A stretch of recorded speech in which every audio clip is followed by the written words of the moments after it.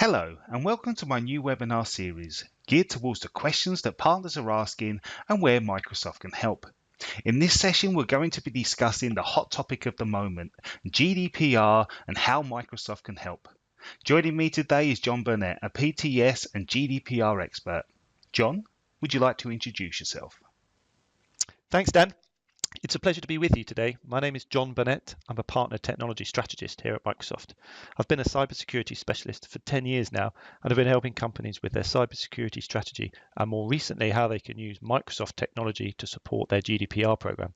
It's been a fascinating time in the cybersecurity area over the past few years, and these new regulations have added a new range of challenges for companies. So it's great to have these opportunities on how we can help them. So the GDPR. Now, I'm sure I'm not alone when I say that in the weeks leading up to its implementation, my inbox was chock-a-block full of requests from companies seeking permission to keep me on their marketing list. I mean, if I'm completely honest, most of these were from companies that I couldn't even remember having any dealings with in the first place. Then on top of this, we've had some pretty high profile stories highlighting how our data had potentially been used to influence and manipulate election voting. And suddenly the world was outraged. The public had not understood what information was being collected, and lots of people felt uneasy about continuing to use such services. It's a stressful time for companies. Many are frustrated with the amount of work involved for compliance and terrified of the potential fines. But the reality is, this needs to be done for the greater good, and we all need to be advocates. So, Jon, let's begin with a brief overview of the GDPR and a quick explanation on what it's trying to achieve. GDPR has a very high level two objectives: to secure our personal identifiable information, or PII, data and to keep our data private. PII data is anything that could be used to trace back to a specific individual. So this would include addresses, but also IP addresses used to access the internet. First, the companies that hold our data are only the custodians, and therefore they should be looking after our data. They need to protect our data from outside their organization and from those that do not have permission to use it. Our data can easily be sold on the internet for up to $100 per record, depending on what it is, and so putting security around it prevents it being used by criminals. Secondly, companies need to make sure that they are only using our data for the reasons we gave them permission for. Users that have access to the data should only process it for reasons that we have given them consent and not to use it to sell to other companies or to manipulate. Companies need to make this clear on how they're using our data as well. Okay, so as I said before, companies are understandably nervous about GDPR and ensuring that they are compliant. I mean, with fines of up to 4% of global annual turnover or 20 million euros, companies are taking a serious look at their data policies and, where needed, putting in new data controls.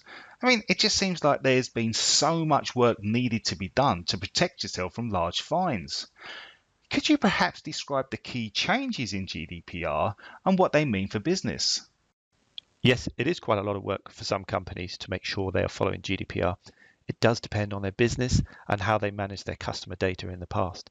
If they have had processes in place to control customer data, and especially if they had been in regulated industries, then they may have many of the processes and controls in place already. The first thing they need to consider is the privacy of the data. Their customers could make access requests as part of the Data Protection Act, but now they need to produce these in less than 30 days. This could be a real challenge for some businesses, as their data may not be well organized, and I've heard of some companies saying it takes up to 100 man-hours for each request that they get sent. Their customers can also ask to have any data held about them corrected, so knowing where all this data is vital to do that efficiently. The right to be forgotten, or the right of erasure, is another concern for businesses to ensure that any request can be completed efficiently and completely from their systems. Finally, they need to be able to export their data when requested from their systems in a format that can be imported by other companies. It's not clear exactly what format this would be, but it is assumed it will be something like a CSV file. As well as privacy, companies must put in controls in place to protect their customers' data. There's no defined set of technologies or methodologies defined in the GDPR, but it does mention up-to-date tools to protect the data. This includes making sure the latest patches have been applied to the systems and any antivirus tools are up to date. Making sure that there are correct policies around data, for example, on USB sticks and how they get used is important. Losing a USB stick with unencrypted PII data would be a violation of GDPR. There's been some significant changes to breach notification instructions. Any potential breach must be reported to the ICO within 72 hours if it affects the rights and freedoms of the individual. An interesting example described by the ICO is around ransomware. If a marketing company has its contact database encrypted by ransomware and it only prevents the company from sending its marketing emails out, that does not affect the rights and freedoms of an individual and so would not need to be reported. However, if a hospital is infected with ransomware, as happened last year with WannaCry, and as a result several operations had to be cancelled, then this clearly does affect the rights and freedoms of the individual and must be reported. Breach notification is dependent on the use case and the companies must understand their position. So let's change focus. We know that companies have to work to become and remain compliant, but where do we come in? How can Microsoft help? Microsoft is a data processor for our customers, and so we're partially responsible for ensuring businesses are compliant. We've committed to being GDPR compliant across our services, including Office 365 and Azure, so our customers can feel confident in these services.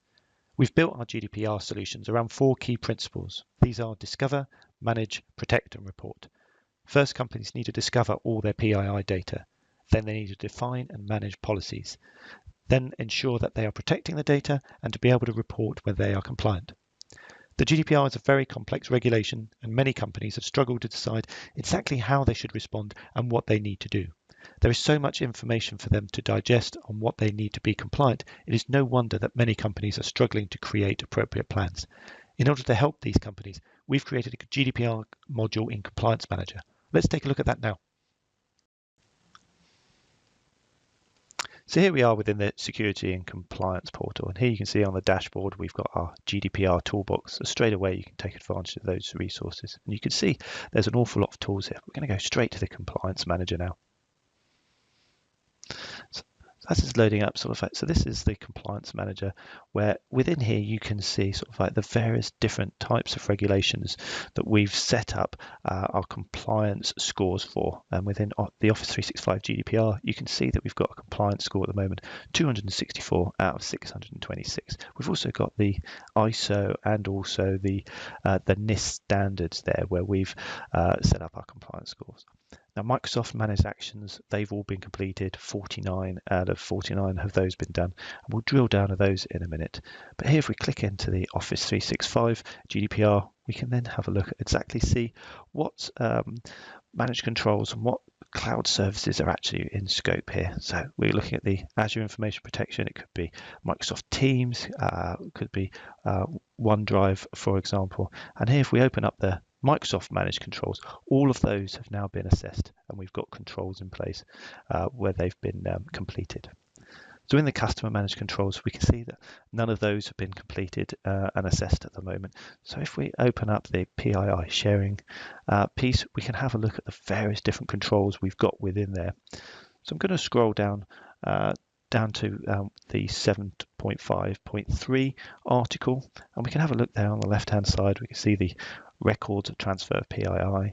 We can have a look at the article name that it refers to within GDPR, and there we can see the compliance score and also the related controls with ISO or HIPAA. So it could be that you've already implemented this control if you're compliant with ISO or HIPAA at the moment.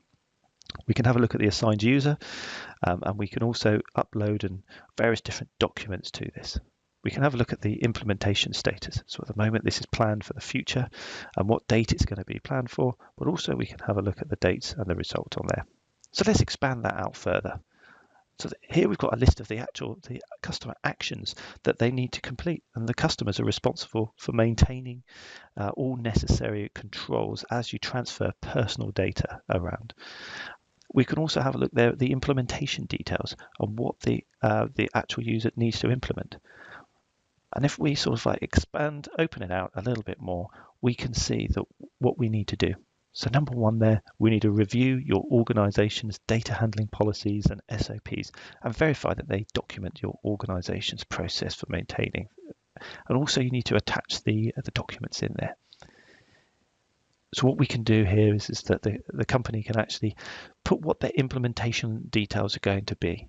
And then once they get assigned to a user, they can have a look and they can test and put what their management response is to those particular implementation details. So here we can have a look and we can decide exactly who it's going to be assigned to. So here we're going to reassign this to a different user. So we can have a look in our list here. We're going to reassign this to Adam Wharton. So as we do that, when Adam then logs in, he'll then be able to see that that's been assigned to him, and he can then go in and he can change the status of this at any point in time. So here at the moment it's planned, so it could be that he's decided that this has now been implemented. And he's decided that that's been implemented as of today, on 4th of June, and also that was also tested as well today on the 4th of June as well. Also, we can have a look at the test results and say that that's actually been passed. And as we then go through, we can take this step by step to complete this. Thanks for the demo, Jon. Seems like a great tool to help put some formality around what needs to be done to ensure compliance. So let me come back to one of the key principles that you mentioned earlier. How can Microsoft help companies discover their data? Firstly, companies need to investigate and consider what PII data that they hold and where it could be stored. This could include emails, Word documents, and OneNote, and not just databases and spreadsheets. Then there are other tools built into many of our solutions that can then search for what looks like PII data in OneDrive Dynamics databases. One of the key challenges that many companies have experienced, though, is with cloud-based applications. They do not have awareness of what cloud applications that have been used and if any customer data has been uploaded to it. When I've asked IT managers in the past how many cloud applications do they think they are being used, they think it's normally about 30 to 40. However, when I've completed assessments, this is more likely to be between 300 and 1,000 cloud applications. Most of this time it is not malicious, but an employee uploading a file that they can edit at home. But without the correct controls in place, it can quickly get out of control. I can imagine that there are many of these applications in use within companies. I mean, it's so easy to just use your credit card and get access. Now, this has to be a real headache for IT managers to make sure that they have the correct controls in place. How can Microsoft help? So here we are within the Cloud App Security main dashboard. We can see that we've discovered 297 apps during this particular investigation, 457 users, 1,848 IP addresses, and 2.9 gigabits of traffic have been uploaded during this particular snapshot. If we have a look through the rest of the dashboard, we can see the various different app categories, and cloud storage is the most popular with webmail, CRM, and also communications type. Over here on the right hand side, we can see the risk levels and the amount of data that's been transferred with those risky applications. And here in the discovered apps, we can see that Microsoft OneDrive is obviously the most popular app based on the amount of traffic being consumed, and 1.6 gigabytes of traffic have been uploaded to OneDrive, all the way down to Dolly Drive down there with 5 megabytes. Here on the right hand side, we can see that where the application's headquarters are. So we could potentially work out whether there's any Russian or Chinese applications that we're uploading data to. We can also have a look at the top users. So which users have uploaded the most amount of data and which IP addresses are uploading the most amount of data. So this particular report comes from a snapshot which was covered over the last 90 days. So we can clearly see what's going on. So let's have a look at some of the discovered applications. So in our environment here, we can see that Microsoft Information IIS has got a risk score of 10. And if we open that out, we can actually have a look and see why did we give it a risk score of 10. So we can see sort of like information about the organization, so that it was created by Microsoft. We can see when it was found, but also have a look at the security implications of this. And down the bottom here, in our compliance scores, we've got a number of areas where that particular application is actually meeting the GDPR regulations with. So it's very easy to see that this particular application is appropriate for GDPR. Alternatively, though, if we have a look at one of the lowest scoring applications, we can have a look down here and we can see that it isn't able to meet the GDPR regulations down here. So it could be that we decide that this particular application isn't right for our organization as it isn't matching those particular requirements. So let's have a look at the IP addresses that we've got. So here we've got the most popular IP addresses, when they've uploaded data, the amount of traffic, the number of transactions that we've seen. And also we can have a look and see which user it is. So we can actually determine which user's been uploading the most amount of data. If we go into the investigate part here, we can start having a look at exactly what's taking place within our environment when people are logging on and what they're doing. But also, what files are people uploading to the internet? We want to be able to make sure that we can put controls in place around our PII data and make sure that it isn't being uploaded to applications and unsanctioned applications. So we have a look here for a spreadsheet folder. We can start having a look and seeing whether or not there was any spreadsheets including PCI data that was uploaded to the internet. So here we can see some customer data was uploaded to a particular application. We can see that Megan Bowen uploaded that, but we can also then start working out whether or not that should or shouldn't have been uploaded to that particular application and who is able to actually see it by the collaborators. So we also put controls in place. So let's have a look at the policies that we can do. So if we scroll down here, we can actually have a look at the policies that we put in place. And we can have a look at either unusual file activity, where we're sort of like making sure that, is there a large amount of files being deleted or uploaded in a single session, which we want to make sure that we've got controls if that's just in case that might be an attempted breach in our environment.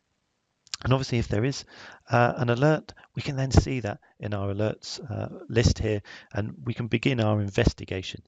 So here we can have a look, maybe a mass download by a single user, for example, or alternatively, we can see a file containing PCI data has actually been detected in being uploaded to the cloud. And we can actually pass that out into our DLP engine and put controls in place. So this is a great tool for looking at controlling those cloud applications.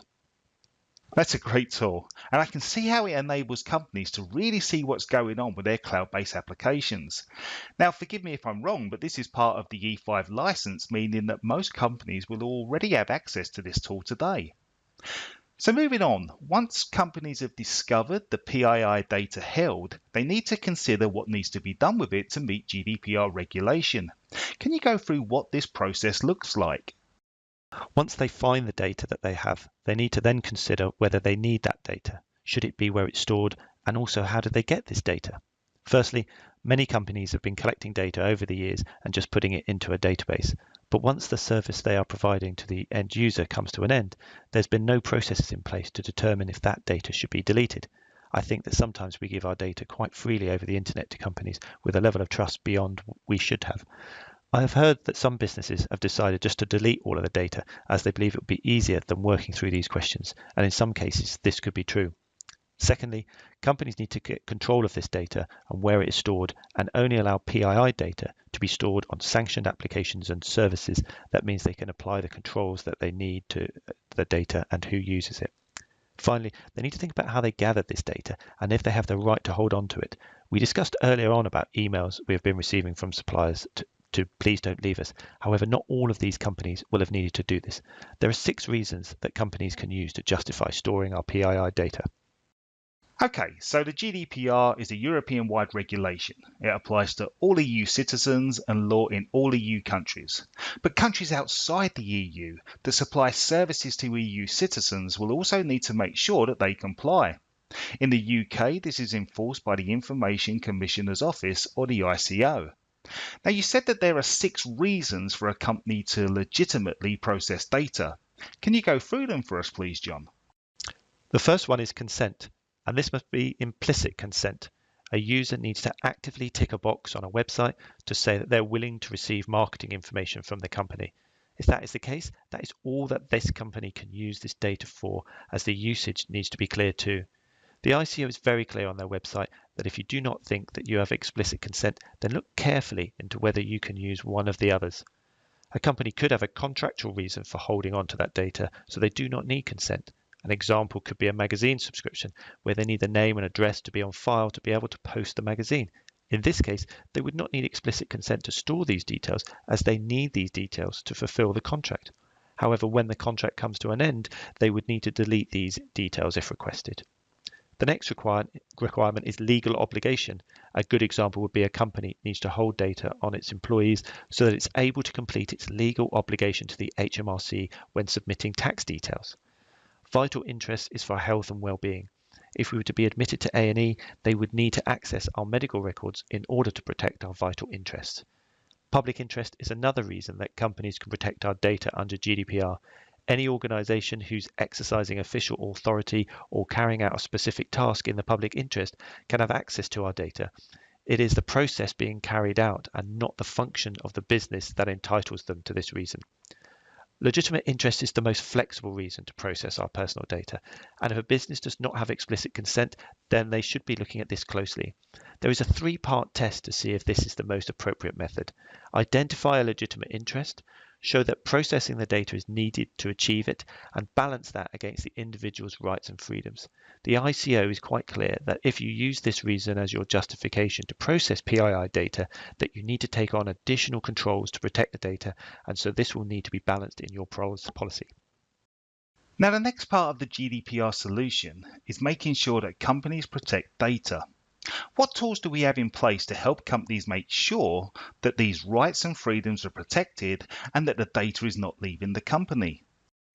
Microsoft has a broad security portfolio from our endpoint security tools in Windows 10, providing the patching tools we need for all of our operating systems, to email security and anomaly detection for any potential breaches. Many companies are concerned about PII data that leaves the company via email, as it's so easy for data to be sent out this way. There are occasions where this might be done by accident, as someone does not see that there's PII data on a page of a spreadsheet, for example. In these circumstances, our DLP solution are ideal to put the controls in place to prevent this data being sent out by accident. Let's have a look at that now.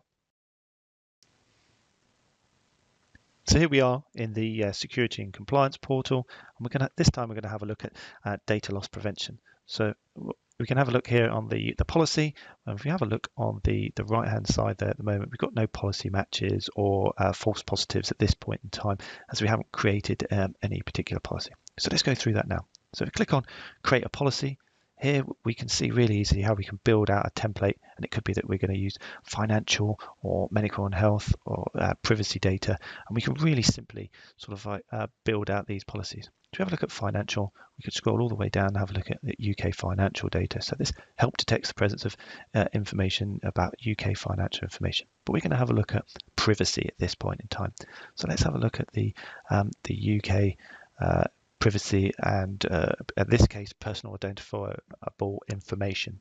So what we're going to do is we're going to create a policy now that will allow us to control what type of PII data will be looked at. So we're going to create a sort of like a GDPR policy that we're going to then reference to our internal systems.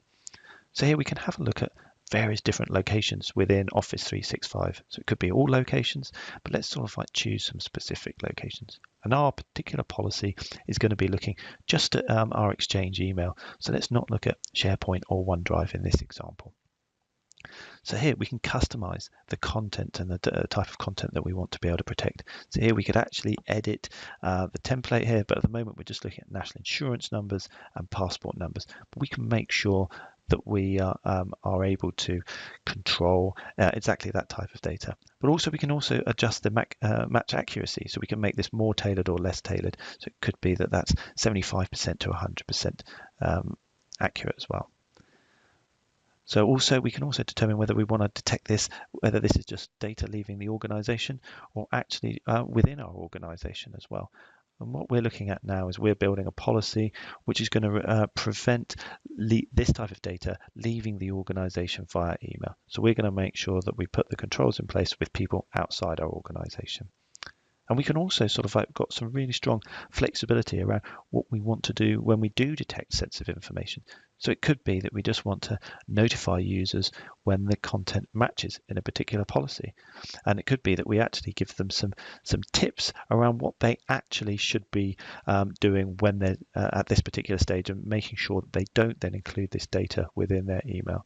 We can also detect when a specific threshold, the amount of sensitive data is being in one file. So in this particular instance, we've got 10 instances of that same data within that file. And before we actually turn it on, we can actually put this into test first. So we've created our policy, and now rather than just forcing it out, we can actually put this into a test mode, and we can actually start monitoring whether or not there are any violations of this data at the moment. So before we actually create the policy, we can have a look here. So here we've got sort of like what the template name that we used, we've got our policy, our description, and we've got that it applies to Exchange email and that it's been set to look at UK personal data. So once we've had a look through this, we can then create this policy and put it out there ready for it to be published on our systems here. So here, once we've created the policy, we can see now that we've got our GDPR policy, and that's now ready to be used.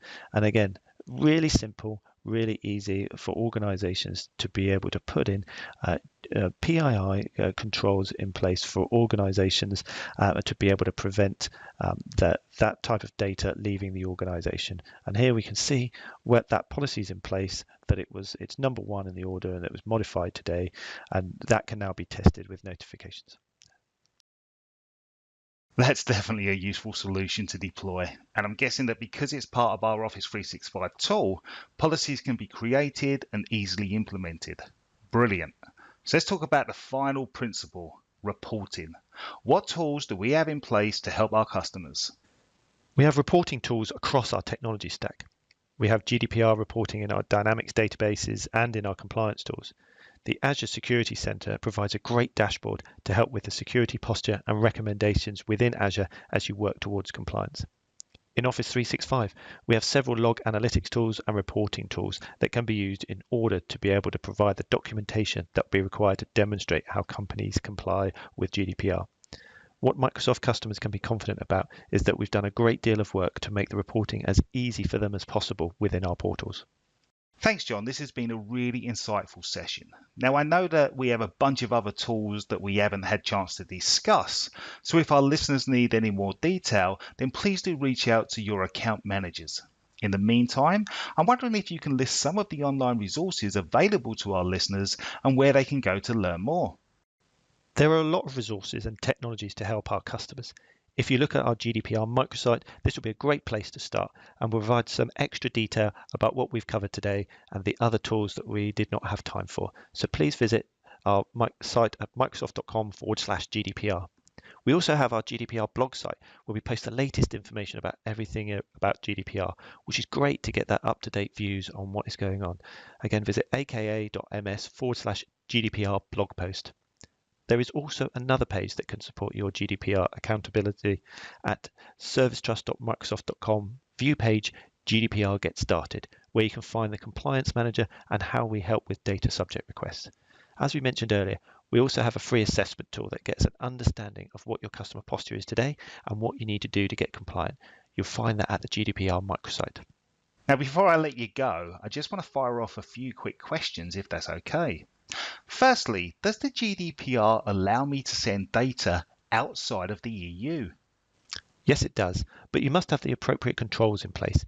GDPR applies globally, so no matter where your company stores or processes personal data, even outside the EU, it must comply with GDPR guidelines. Okay, next question. Does the GDPR apply to internal sites, such as corporate intranets? Yes, whether you're storing personal data about consumers or employees, you must still abide by GDPR guidelines. So can you tell me, what are the GDPR requirements around classifying data? GDPR doesn't explicitly require data classification, but given the rights that it grants to EU citizens and the requirements of any company storing a citizen's personal data, classifying data is practically non-negotiable. If companies are processing our data legitimately, as we've heard earlier on, then they need the correct controls in place. So there's really no feasible way to abide by these requirements and responsibilities without cataloguing your data and knowing the location of any personal data that falls under the GDPR jurisdiction. What about encryption? Does GDPR require encryption? Not in a prescriptive manner. Instead, it gives you guidelines and strongly suggests that you encrypt. So has the EU established any best practices about what it means to be compliant? There's no GDPR audit at the moment, as there is with PCI.